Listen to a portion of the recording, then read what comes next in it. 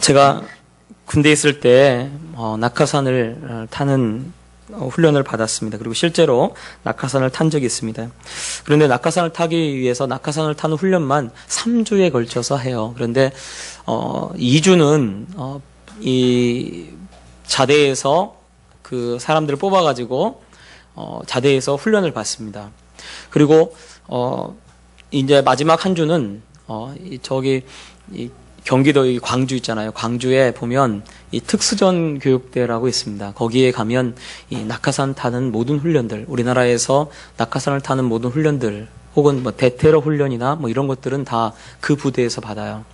그래서 제가 강원도 화천에 있었는데 강원도 화천에서 거기까지 이 낙하산을 타러 갑니다. 그런데 사실은 그 낙하산을 타러 그 광주에 가서는 사실은 그렇게 별로 힘들지 않아요. 왜냐면 낙하산을 안 타면 예를 들어 비 오는 날이 있었는데 비 오는 날은 낙하산을 못 타요. 그러면 바람이 좀 심하게 불거나 비가 오거나 그러면 낙하산을 타지 않습니다. 그럼 뭐 하나? 그냥 네모바에서 놀아요. 아무것도 안 합니다. 그러니까 사실은 진짜 훈련은 언제냐면 낙하산을 타기 전까지 받는 훈련들이 굉장히 힘든 거예요.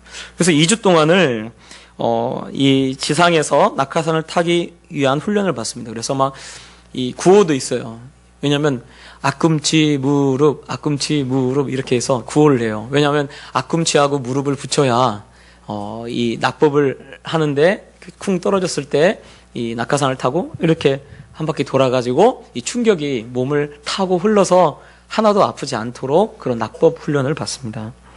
사실은 거의 이 2주간 받는 훈련이 뭐냐면 낙법 훈련이에요, 낙법. 그럼 왜 그렇게 훈련을 받나?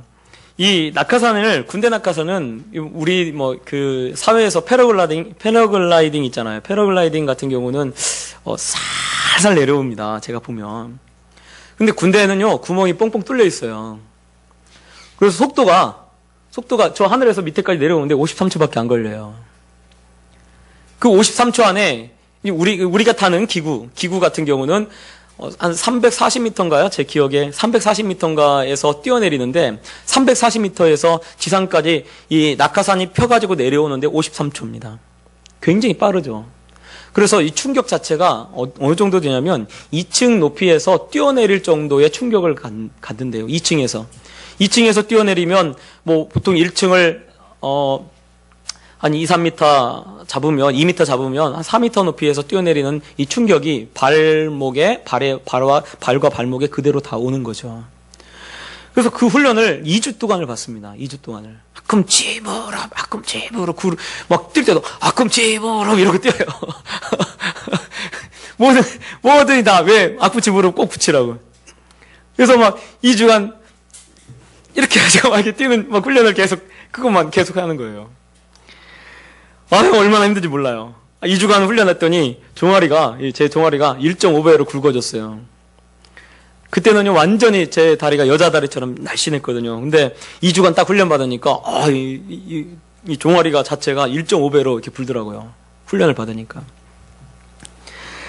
얼마나 힘든지, 그 훈련을 받을 거요. 얼마나 힘든지, 정말, 아침에 일어나는 게 너무 싫은 거예요.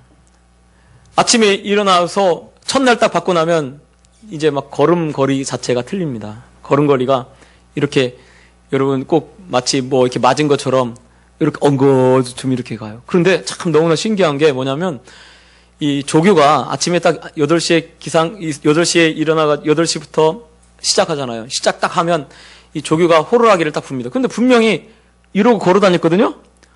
호루라기 딱 부는 순간에 막 뜁니다. 완전히 이 호루라기 하나에 사람이 완전히 바뀌어요. 그리고 그 훈련이 다 끝나잖아요? 그리고 또 엉금엉금 이렇게 기어요. 사람들이 걸어 다닐 때. 왜 아프니까. 그래서 제가, 이게 아픈 것도 정신력으로 이길 수 있다. 그 생각이 들더라고요. 얼마나 힘든지. 근데 그 당시에 훈련받을 때는 왜 이렇게까지 힘들게 하나라는 생각이 들었어요. 근데 훈련을 다 받고 나서 낙하산을 타게 되었을 때 그 당시 훈련이 얼마나 필요한지를 알게 됩니다. 왜냐하면 자기 목숨하고 관계가 있기 때문에 그래요. 또 낙하산에서 떨어지는 이 충격이 어느 정도 굉장히 크기 때문에 훈련이 잘못되고 낙법을 잘못하게 되면 발목 자체가 부서집니다. 부러지는 게 아니고 완전히 그 발목 뼈 있는 뼈 전체가 다 부서져요. 그래서 똑 부러지는 게 아니고 완전히 그 발목 주위가 다 부서져서 여러 가지 이 뼈 조각들이 막 그렇게 나올 정도로 그렇게 부서져요. 훈련이 약하면 분명히 훈련이 약한 그 기수에는 꼭 이런 그렇게 다치는 사람들이 생깁니다.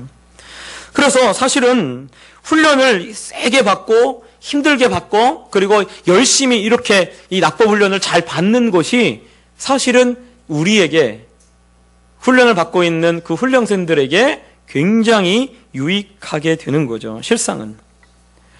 그러니까 훈련을 세게 받는 것을 우리가 생각할 때 왜 이렇게 세게 하나? 왜 이렇게 힘들게 하나? 라고 하지만 실제로는 그 훈련을 세게 받고 있는 그것이 오히려 교육생들에게 유익한 것입니다. 그런데 만약에 훈련을 약하게 하면 아마 그 받고 있는 사람은 좋을 거예요. 왜? 약하게 받으니까. 그런데 실제 상황에 딱 벌어지면 그 훈련을 약하게 받았기 때문에 그 훈련을 사실은 훈련을 약하게 받은 그것이 오히려 그 훈련생들에게는 아무런 도움이 되지 않습니다. 그러니까 사실은 우리가 열심히 훈련을 받고 그렇게 힘들게 받는 그것이 우리의 삶 속에 얼마나 유익이 되는지 몰라요. 우리의 인생에서도 마찬가지죠. 우리의 모든 인생의 과정들이 하나님 나라에 가기까지의 훈련의 과정인 줄 여러분 아시길 바랍니다. 그래서 하나님께서 우리를 더 유익한 방향으로 그리고 더 좋은 방향으로 우리의 삶을 이끌고 있는 것입니다. 저도 제가 제 인생에서 정말 힘들었던 시절들이 있었어요. 특히 육신적인 힘든 것보다도 정신적으로 힘들었을 때가 제일 언제냐면 저는 이제 수지에서 제가 부목사를 할 때 그때가 너무나 힘들었습니다. 왜냐하면 이 목사님과의 관계가 너무 힘들어서 인간관계 그 관계가 너무 힘들어서 교회를 가기 싫은 거예요. 목사가 교회를 아침에 딱 일어나면 눈뜨기가 싫은 거예요. 제가 느낌이 뭐냐면 군대랑 똑같다라는 생각이 들었어요. 군대에 딱 첫날 딱 들어가서 눈뜨기가 너무 싫었는데 아니 목사가 교회 가는 게 너무 싫은 거예요. 근데 마침 그 교회에 가서 이제 교회 일을 해야 돼요. 가서 그리고 목사님하고 마주치면 너무 무서워요. 목사님이. 그래서 너무나 힘들었어요. 그래서 굉장히 하여간에 이 신경도 많이 쓰고 그리고 되게 하여간에 이 조심조심하고 그렇게 제가 그 부목사 시절을 그렇게 보냈었습니다. 그런데 거기 그 교회에 있다가 이제 제가 개척하기 전에 있었던 이 부목사였던 교회로 딱 가니까요. 남들은 그 교회가 너무 힘들다고 얘기를 하더라고요. 근데 저는 너무 편한 거예요. 그렇게 편할 수가 없는 거예요. 와, 정말 이렇게 좋은 교회가 있나? 뭐 이 정도로 막 그렇게 저는 편하네요. 근데 다른 부목사님들은 너무나 힘들다고, 아니 너무 힘들고 너무 어렵게 한다고 막 그러는 거예요. 근데 저는 굉장히 재밌고 굉장히 좋고 굉장히 기쁘더라고요. 교회 가는 게 너무 기쁘고 아침에 일어나서 교회 가는 게 너무 기쁘고 좋고 막 그랬어요.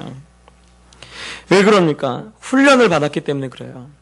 그 당시에는 그 일이 너무나 힘들고 어려워 보였지만, 그리고 아침에 일어나는 것이 너무 힘들고, 정말, 이렇게 힘들어도 되나, 이럴 정도로, 그런 어려움이 있었지만, 실제로는 그것이 나에게는 엄청난 유익이 되었다는 거죠.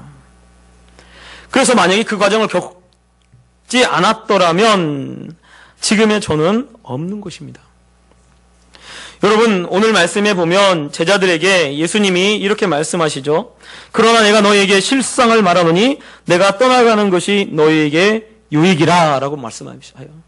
그러니까 예수님이 떠나신다고 하는 이야기를 제자들이 들으니까 제자들이 자꾸 걱정하고 근심하고 염려하고 막 그러는 거죠. 왜냐하면 자꾸 예수님이 가신다고 하고 예수님이 떠나신다고 하니까 여지껏 3년 동안 예수님 따라다녔는데 예수님 믿고 따라다녔는데 예수님이 이제 더 이상 안 계신다는 거예요. 그리고 배도 버리고 이 마태 같은 경우는 자기 직업까지 세리 직업까지 버리고 예수님 쫓았어요. 그런데 갑자기 예수님이 떠나신다고 하니까 얼마나 황당하겠습니까? 아니 모든 걸 다 버리고 자기 인생을 다 투자했는데 사실은 예수님께 자기 인생을 걸은 거 아니에요? 3년 동안 따라다녔다는 것은 자기 인생을 걸고 모든 직업을 버리고 예수님 말씀을 쫓아서 예수님께 모든 걸 투자하고 달려왔는데 갑자기 예수님이 떠나신다는 거예요. 그러니 얼마나 답답하고 근심하겠습니까? 아니 예수님 따라다니면 예수님이 분명히 메시아니까 왕이 될 거고 그러면 왕이 되면 분명히 주의 좌편에 주의 우편에 혹은 그 옆에 내가 앉을 줄 알았는데 예수님이 떠나신다는 거예요. 그냥 죽는다는 거예요. 그러니 얼마나 속상하겠어요. 얼마나 마음이 아프겠습니까? 그러니까 걱정하고 염려하고 근심하고 있어요. 그런 제자들을 향해서 뭐라고 말씀하시냐면 그러나 내가 너희에게 말하노니 실제로는 내가 떠나가는 것이 너희에게 유익이라는 거예요. 그래서 너희에게 유익이기 때문에 내가 사실은 떠나가는 거다라고 그렇게 말씀하고 계신 것입니다. 여러분, 사람은요, 현재 있는 것밖에 보지 못합니다. 현재 있는 것. 그리고 또 사람도 보는데 어떤 것만 보냐면 자기가 보고 싶어 하는 것만 보인대요. 우리가 보면, 집에서도 보면 저는요, 잘 안 보여요. 저는 이게 뭐가 잘 안 보이냐면 저는 사실 정리 정도는 그렇게 썩 잘하지 못해가지고 지저분하거나 뭐 이런 거를 좀 잘 보지 못해요. 그래서 뭐가 있어도 그냥 지나가요. 그런데 저희 아내는 잘 봐요. 그 저한테 물어봐요. 안 보여? 저한테 안 보여? 그런데 안 보여요. 안 보이니까 사실은 못하는 거거든요. 안 보여요. 안 보여. 그런데 저희 아내 눈에는 잘 보이는 거예요. 이게 뭐가 잘못됐는지, 뭐가 어떻게 됐는지, 밑에 뭐 머리카락이 떨어지는, 전 머리카락도 잘 안 보여요. 근데 막 머리카락도 이렇게 잡아가지고 이게 닦아내고 막 그렇게 한단 말이에요. 왜? 사람은요, 자기가 보고 싶은 것만 봐요. 자기가 보고 싶은 것만 보도록 그렇게 돼 있어요. 그리고 현재 상황밖에 보지 못해요. 현재 있는 것밖에 보지 못합니다. 그러니까 사실은 앞으로 어떻게 일어날지, 무엇이 될지, 앞으로 어떤 일이 일어날지 아무것도 사실은 보이지 않아요. 요셉이 처음에 그 형들에 의해서 애굽으로 팔려갈 때 요셉이 무엇을 볼 수 있었을까요? 요셉이 얼마나 마음이 아팠을까요? 자기 형들이 자기를 팔았어요. 그리고 이 착고에 한 번도 채색옷도 다 찢겼고 빼앗겼고 착고에 자기의 이 몸이 상하고 그리고 착고에 매달려서 이 노예로 애굽으로 끌려가고 있다고 생각해 보세요. 자기 생각에 야 정말 내 인생이 이렇게 어떻게 되는 거냐, 어떻게 흘러가는 거냐라고 생각했을지 모르겠습니다. 그리고 깜깜하게 감옥에 들어가게 되는 경우가 있잖아요. 감옥에 들어갔는데 감옥에서도 정말 그곳에서도 깜깜한 감옥, 최신식 감옥도 아니고 지하 감옥 같은 그 더러운 곳에 쥐나 바퀴벌레나 뭐 이런 것이 살고 있는 그곳에 들어가서 1년도 아니고 2년도 아니고 몇 년을 그곳에 갇혀 지내는 것입니다. 그때 만약에 그가 실상을 알았겠습니까? 그는 실상을 알지 못했을 거예요. 그것이 하나님이 사실은 요셉을 높이려고 하는, 사실은 요셉에게는 그렇게 끌려가고 그렇게 나아가는 것이 그에게는 엄청난 유익이 되었다는 거죠. 그렇게 어려움을 겪고 그 고난을 겪고 하는 것이 그에게 너무나 큰 유익이 되었다는 것을 나중에 그가 알게 됩니다. 실제로 여러분 제자들이 어떻습니까? 제자들이 나중에 보면 예수님이 떠나가는 것이 제자들에게 엄청난 유익이 되었죠. 그래서 이 제자들이 정말 예수님보다 더 큰 일들을 행하고 더 많은 일들을 행하게 되었어요. 베드로 같은 경우는 그가 지나갈 때 사람들이 그의 그림자도 밟으려고 그랬어요. 왜냐하면 그림자만 밟아도 귀신이 떠나가고 병자가 낫고 그런 일이 있었습니다. 그런데 성경에 보면 예수님이 지나갈 때 그림자 밟았더니 병이 나았더라? 그런 말을 쓰면 없어요. 오히려 예수님이 떠나가신 후에 제자들은 더 많은 일들을 행했고요. 예수님이 떠나가신 후에 오히려 더 그 제자들이 더 하나님의 역사와 하나님의 사역 가운데 귀하게 사용되는 그런 일들이 있었습니다. 하나님은요, 항상 우리가 유익이 되는 방향으로 일하신다는 것을 여러분 아시기 바랍니다. 그래서 내가 좀 힘들고 어려워요. 어려운 일이 있어요. 정말 곤란한 일이 있어요. 아픈 일이 있어요. 그런데 그것조차도 오히려 내게 하나님이 유익이 되도록 더 나은 방향으로 나를 이끌고 있는 것을 여러분 아시길 바랍니다. 그래서요, 하나님이 일하시는 방향은 항상 우리의 유익을 위해서 일하시는 거예요. 우리의 자녀들을 위해서, 저도 자녀들이 있지만 우리 자녀들을 위해서 할 때 자녀들이 손해나는 방향으로 부모가 절대로 일하지 않습니다. 절대로 부모가 자녀가 손해나는 방향으로 그렇게 일하도록 그렇게 하지 않아요. 만약에 어떤 물질적인 손해가 난다 할지라도 어떤 영적인 유익을 위해서 정말 그 자녀를 이끌고 하는 것이 부모의 마음입니다. 하물며 우리 하나님께서 그 하나님의 자녀가 된 우리를 위해서 유익이 되는 방향으로 우리를 이끌고 있다는 것을 여러분 아시기 바랍니다. 그래서요, 사실은 우리가 힘들고 어려운 일이 있을 때 걱정하거나 염려할 이유가 없습니다. 왜냐하면 하나님이 우리와 함께 하시고, 그리고 우리를 더 나은 방향으로 오늘도 유익한 방향으로 이끌고 있다는 것을 여러분 아시고 걱정을 벗어버리시기 바랍니다. 염려를 벗어버리시기 바랍니다. 그러면 예수님께서 왜 유익이 되신다고 말씀합니까? 여기 말씀해 보면 내가 떠나가지 아니하면 보혜사가 너희에게로 오시지 아니할 것이요 가면 내가 그를 너희에게로 보내리니 라고 말씀하고 있어요. 즉 그 말은 무엇 때문에 더 유익이다, 예수님이 최고로 유익이다 라고 하는 이유가 무엇이냐면 바로 보혜사, 즉 성령님께서 오실 거다라는 거죠. 내가 떠나가야 성령님이 오신다는 거예요. 내가 떠나가야. 그러니까 이 성령님이 누구시나 보혜사라고 되는데, 이 보혜사는 제가 전에도 말씀드렸지만 법정에서 사용되는 용어라고 얘기를 드렸습니다. 그리고 지금 우리 현실에 제일 맞는 이 역할이 어떤 역할이냐면 보혜사는 바로 변호사다라고 제가 말씀을 드렸습니다. 변호사는 법정에서 유일하게 나를 위해서 나를 변호해주고 나를 내 편에 서서 이야기해주는 사람이 바로 변호사죠.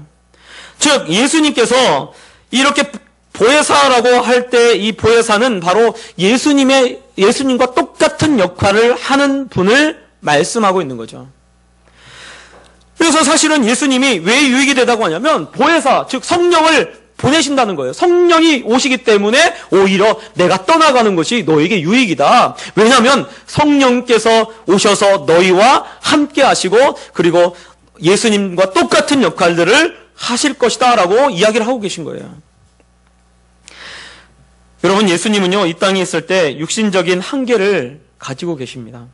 그래서 육신적으로 한계가 있기 때문에 모든 순간, 제자들의 모든 상황, 모든 순간을 알고는 계실진 모르겠지만 실제로 그 예수님이 제자들과 함께하고 있을 수는 없어요. 항상. 그래서 제자들이 예를 들어서 먹을 걸 이렇게 가지러 가면 물론 알고는 계실 거예요. 그러나 함께 할 수는 없는 겁니다. 왜? 그 예수님이 육신을 가지고 있었기 때문에. 그런데 성령님은 그렇지 않아요. 성령님은 육신을 가지고 있지 않기 때문에 또 성령님은 예수님이 말하는 이 성령을 받으라고 하는 이 보혜사가 오신다고 하는 이 의미는 바로 성령이 우리 안에 오신다는 것을 말씀하고 있는 것입니다. 그래서 이제는 사실은 예수님이 떠나가신 후에 성령께서 오시기 때문에 성령께서 우리와 어디로 가든지 어느 곳에 있든지 함께하고 계시고 예수님과 똑같은 일들을 하실 수 있기 때문에 오히려 내가 떠나가는 것이 너희에게 유익이다라고 말씀하고 계신 거예요.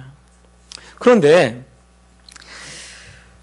교회에 보면 성령을 받고 신앙생활을 하는 사람과 성령을 받지 않고 신앙생활을 하는 사람이 분명히 있습니다.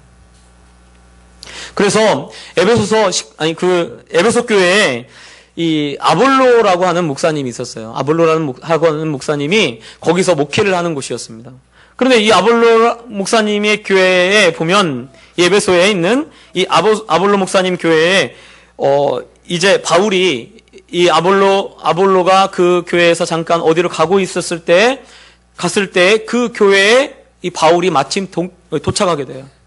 그래서 이 에베소 교회에 가서 바울이 예수님을 믿는 것을 알고 나서 이렇게 묻습니다. 너희가 믿을 때 성령을 받았느냐라고 물어요. 그랬더니 그 아볼로 목사님은 원래 성령 세례에 대해서 알지 못했어요. 그래서 사람들을 가르칠 때 성령에 대해서 가르칠 수 없고 요한의 세례만 가르치고 그리고 예수님은 그리스도라고 성경을 통해서 증거했던 분이었어요. 그러니까 바울이 딱 그곳에 가자마자 너희가 믿을 때 성령을 받았느냐 했더니 그 사람들이 아니다. 우리 성령에 대해서 알지도 못한다. 우린 받지 않았다. 그럼 너희가 무슨 세례를 하느냐 했더니 요한의 세례만 한다. 라고 얘기를 해요. 그래서 그때 바울이 믿을 때 예수님께서 성령 세례를 받으라고 했다고 하면서 이 성령 세례에 대해서 언급하고 그리고 그 가정의 그 사람들에게 이렇게 안수하기 시작합니다. 이렇게 안수하기 시작할 때 그때 성령을 그들이 받고 그리고 그들이 방언을 말하기 시작하고 그리고 그들이 성령의 충만함을 받게 되어지는 것을 보여줍니다. 여러분, 우리가 오늘 말씀에 예수님 말씀을 좀 잘 보셔야 돼요. 무엇이 유익한가? 성령을 받게 되기 때문에 유익한 거예요.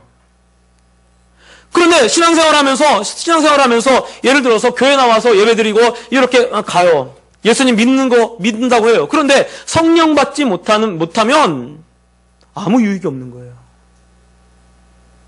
그래서 우리 아이들 데리고 막 수련회 가서 우리 교회에서 막 거금 투자해가지고 막 수련회 가서 아이들 막 성령 받게 하려고 애를 쓰는 겁니다. 제가 우리 딸들 목사의 딸들이지만 우리 목사의 딸들도 성령 받을 수 있도록 위해서 막 그 아이들을 위해서 기도하고 그리고 손잡고 기도하고 정말 그렇게 애를 쓴 이유가 뭐냐면 성령을 받아야 진짜 유익한 거예요. 그런데 오늘 많은 분들이 어떻게 생각하냐면 교회 나오면 성령을 받는다라고 생각을 해요. 그런데 성령 받는 거와 정말 교회 나오는 거와는 너무나 큰 차이가 있습니다. 그래서 우리가 신앙생활 할 때 어떻게 해야 하나? 성령을 받는 그런 신앙생활을 해야 됩니다.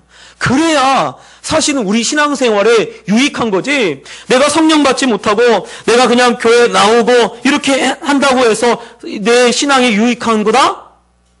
주님이 그렇게 말씀하고 있지는 않은 거예요.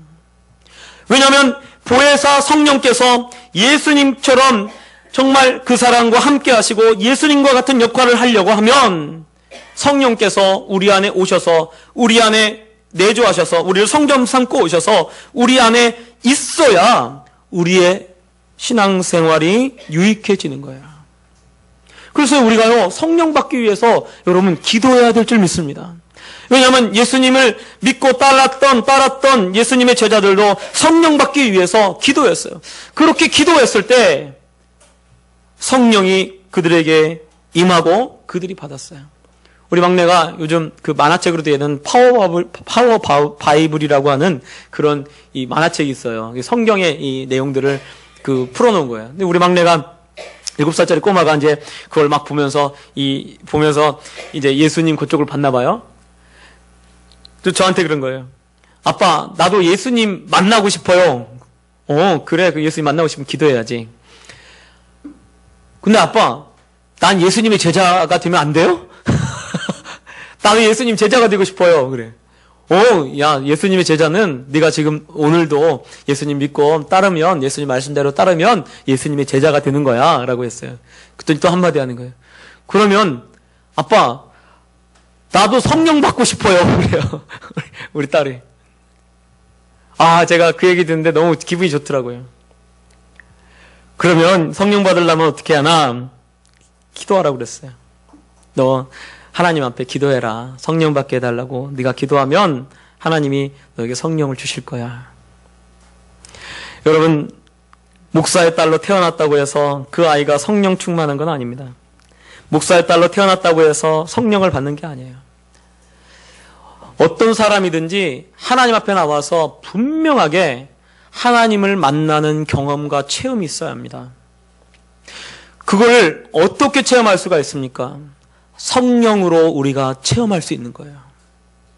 그게 없이는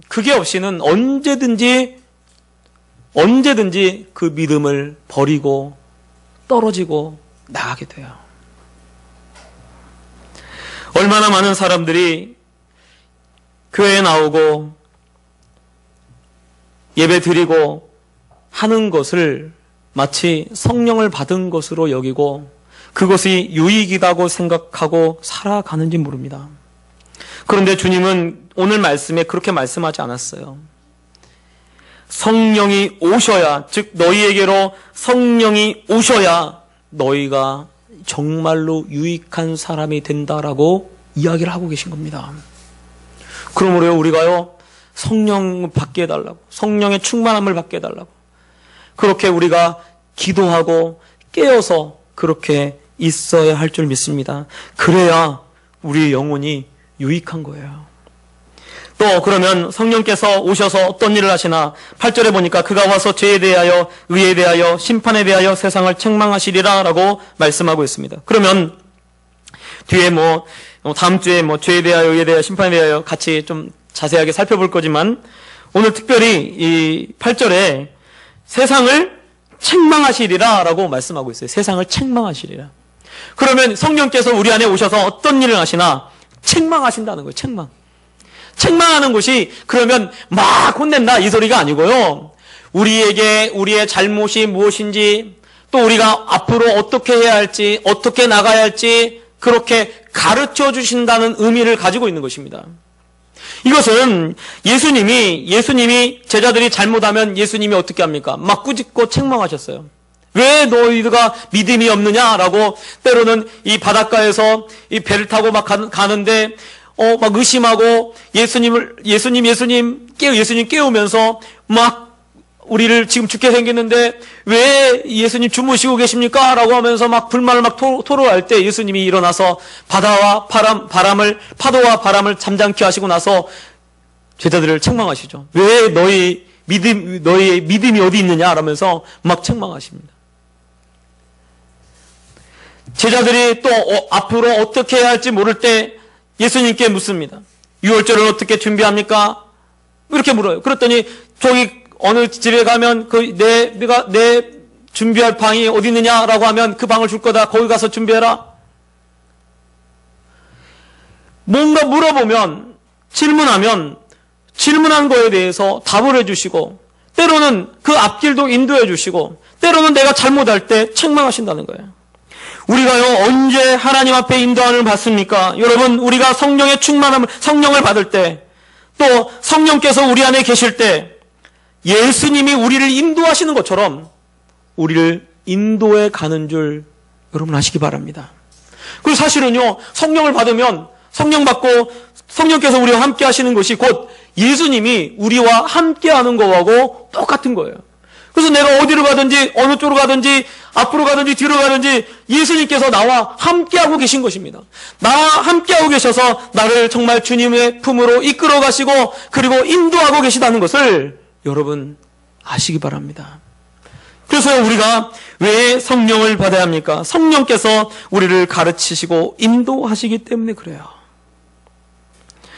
그래서 진짜 우리 영혼에 가장 유익한 것이 무엇인가? 그것은 바로 성령을 받는 것입니다. 성령의 충만함을 받는 것이, 그것이 곧 우리 영혼에 유익한 것이고 우리의 삶에 진짜 유익한 것입니다. 예수님이 기도에 관해서 가르칠 때 제자들에게 이렇게 얘기합니다. 야, 너희가 악할지라도 좋은 것을 그 자식에게 좋은 것을 주려고 한다는 거예요. 그러면서 부모가 뱀을 달라고 하는데, 아니, 뱀이래. 달걀을 달라고 하는데, 뱀을 줄 자가 있고, 빵을 달라고 하는데, 정갈을 줄 자가 있느냐라고 하면서, 그 다음에 너희가 악할지라도 너에게 좋은 것을 줄 줄 알거든. 하물며, 하늘에 계신 너희 아버지께서 좋은 것을 주시지 않겠느냐라고 하면서 그 좋은 것이 뭐냐면 성령에 대해서 말씀하시는 거예요. 그러니까 거기서 말씀하시는 것은 하나님께서 주실 수 있는 최고의 것이 무엇인가? 바로 성령입니다. 성령님을 우리에게 보내주신다는 것, 그것이 하나님이 우리에게 주실 수 있는 최고의 것을 주셨다는 거예요. 제자들은 그것이 최고의 것인 줄 알고 있고요. 그리고 성령을 받은 후에 그들의 삶이 완전히 바뀝니다. 변화됩니다. 그리고 와서 막 복음을 전하게 되고, 그리고 정말 죽는 데까지 가서도 부인하지 않습니다. 성령 받기 전에는 베드로가 어떻게 합니까? 예수님을 3번이나 부인합니다. 그런데 성령 받은 후에 너희가 이 예수님의 이름으로 복음을 전하지 말라라고 했을 때 어떻게 말하냐면, 야, 우리가 보고 들은 것, 또 우리가 받은 것을 말하지 않을 수 없다라고 하면서 매를 맞아가면서도, 그리고 죽음에 들어가고 감옥에 들어가면서도 절대로 그것을 꺾지 않습니다. 왜요? 그 안에 성령을 받았기 때문에 그래요. 그래서요, 우리가 능력 있는 신앙생활을 하려면 어떻게 하나? 정말 내 영혼의 유익한 신앙생활을 하려면 어떻게 하나? 성령의 충만함을 받아야 합니다. 성령을 받아야 돼요. 그래서요, 그냥 교회 나오고 예배드리고 이런 거에 여러분 만족하시면 안 돼요. 정말 하나님 내게 성령을 부어주시고, 나도 다른 사람들이, 아니 목사님이 얘기하는 그 성령의 충만함을 내게도 허락하여 주시옵소서라고 우리가 깨어서 기도해야 될 줄 믿습니다. 그래서 저도 막 우리 아이들에게 이 성경학교 하면서요, 어떤 생각을 가지고 있냐면, 정말 하나님, 비록 어리지만 이 아이들이 성령을 받기를 원합니다.